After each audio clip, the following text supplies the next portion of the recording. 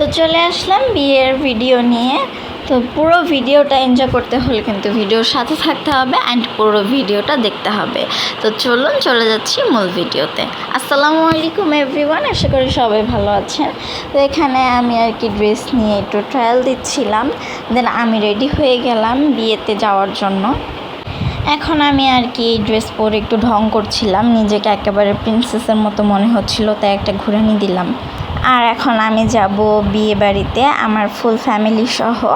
আমি একটু সবার আগেই রেডি হয়ে গেছি, তাই আমি এখন বের হয়ে আস্তে আস্তে হাঁটছি। আর সবাই বের হলে দেন পরে সবাই মিলে একসাথে যাব। আর এই তো এখন বিয়ে বাড়ির কাছে চলে আসলাম। বাহির থেকে মনে হচ্ছিল যে এখনও বরযাত্রী আসেনি, আর রাস্তায় তেমন কেউ ছিল না, তাই আমি আবার পিছনের ঘুরে একটু ঢং করছিলাম। কেন জানি না আমাকে নিজেকে আজকে একটু প্রিন্সেসের মতো লাগছিল। আমি জানি না কেন, কেউই আমাকে বলে না, আমি নিজেই এরকমটা ভাবছি। আর বাড়ির ভেতরে ঢুকেই দেখলাম যে পুরো ভিড়, একদমই ফাঁকা নেই। তাই এখন আমি আর কি করব, ওই যে কালকে স্টেজে ছবি তুলেছিলাম, তাই এখন আমি আবার আপুকে বললাম যে চলো ওখানে যাই, আমি ছবি তুলবো। দেন আমি আবারও চলে গেলাম ওইখানে ছবি তোলার জন্য। কালকে পরেছিলাম এক ড্রেস আর আজকে পরেছি আরেক ড্রেস, তো দুটো ড্রেসেই ছবি তোলা লাগবে আমার। আম্মু তো ওইদিকে গেছে বউ দেখতে, আর আমি এখানে এসেছি ছবি তোলার জন্য। আমিও বউ দেখতে যাব, কিন্তু আগে ছবি তুলে নিই। আমি নিজেই যেহেতু আমার প্রশংসা করছিলাম, তাই এখন আপনারাই আমাকে কমেন্টে অবশ্যই জানাবেন যে আজকে আমাকে কেমন লাগছে। আর এই তো এখন ছবি তোলা শেষ, আমি নেমে যাচ্ছি। এখন আপনাদেরকে বউ দেখাতে নিয়ে যাব, তো চলুন যাই। বউর বাসা হচ্ছে 3 তলায়, তো আমি এখন উপরে যাচ্ছি।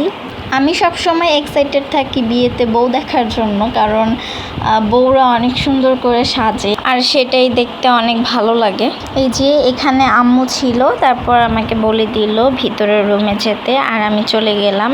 আর এই যে বউকে তো অনেক সুন্দর করে সাজানো হয়েছে মাশাআল্লাহ।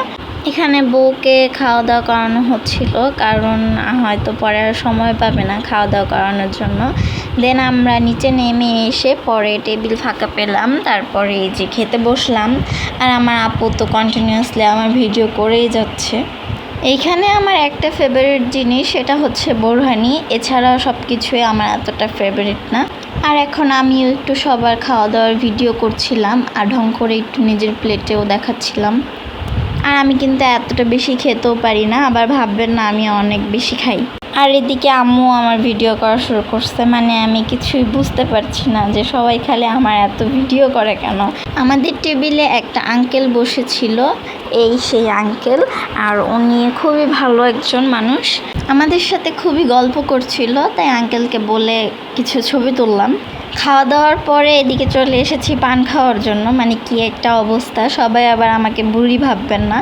আমার মিষ্টি জর্দা খুবই পছন্দ, তাই আমি এখানে অর্ধেক পান নিয়ে খাচ্ছি। আর ছোটোবেলায় যখন দাদি নানিরা পান খেত, তখন দাদি নানির কাছ থেকে মিষ্টি জর্দা চুরি করে খেতাম। এখন আমরা কিছুক্ষণ অপেক্ষা করলাম, আর কিছুক্ষণ অপেক্ষা করার পরই এই যে বরের গাড়ি চলে এসেছে। কি সুন্দর করে গাড়িটা সাজানো হয়েছে। আর এখন সবাই অপেক্ষা করছে নতুন জামাই দেখার জন্য। তার কিছুক্ষণ পরেই সবাই মিষ্টি শরবত সাজিয়ে এনেছে জামাইকে খাওয়াবে বলে। আর এই তো এখন জামাই বের হলো গাড়ি থেকে, এখন তাকে মিষ্টি খাওয়ানো হচ্ছে, যদিও এখন দূর থেকে দেখা যাচ্ছে না। আমি আপনাদেরকে একটু পরে দেখাচ্ছি। জামাইকে মিষ্টি খাওয়ানো শেষ করে এখন এই যে বসানো হচ্ছে, আর আমি এদিকে চলে আসলাম, আমার খুবই গরম লাগছিল। আর তারপরে আমার আপু ওই ভিড়ের মধ্যে গিয়ে ভিডিও করে এনেছে। ওখানে অনেক ভিড় ছিল, বরপক্ষ থেকে অনেক লোকজন এসেছিল, তাই এতটা ভিড় হয়ে গেছে।